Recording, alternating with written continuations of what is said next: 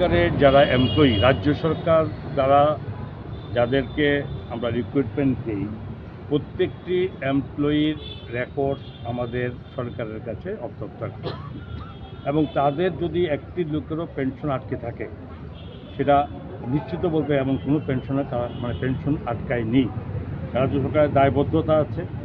এতক্ষণ পেনশনারে এখানে মিটিংয়ে বলেছি যাদের কোনো অসুবিধা না হয়, তো একজন পেনশন, কিন্তু যেটা বলছেন আপনি এডিসির থেকে অভিযোগ করছে তাদের পেনশন আটকে গেছে, এটা তো একটা রাজ্য সরকার চলে একটা নিয়মের মধ্যে, একটা নির্দিষ্ট নিয়ম, একটা আইন মেনে চলে।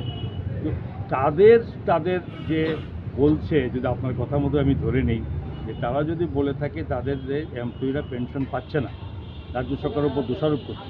রাজ্য সরকারের কাছে সেই সমস্ত এমপ্লয়ির কোনো রেকর্ড আছে কিনা, যদি এমপ্লয়মেন্ট তারা দিয়ে থাকে তাদের এটা তাদের ম্যাটার, রাজ্য সরকারের দায়বদ্ধতা নেই। রাজ্য সরকার তাদের এখানে এডিসিএতে যত এমপ্লয়ি আছে সরকারের তরফ থেকে প্রত্যেকটি এমপ্লয়ির প্রত্যেকটি তাদের যে সমস্ত দায়িত্ব যে মানে যে পাওয়ার অধিকার তারা প্রত্যেকে পায়, একজনও বাকি নেই।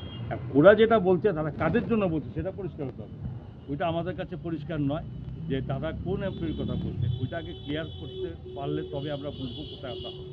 বাট আমরা এটুকু দায়িত্ব নিয়ে বলতে পারি, সরকার কোনো সরকারি এমপ্লয়ি যাদেরকে নিয়মের মধ্যে যাদেরকে মানে রিক্রুটমেন্ট দেওয়া হয়েছে তাদের কারোর পেনশন আটকে নেই।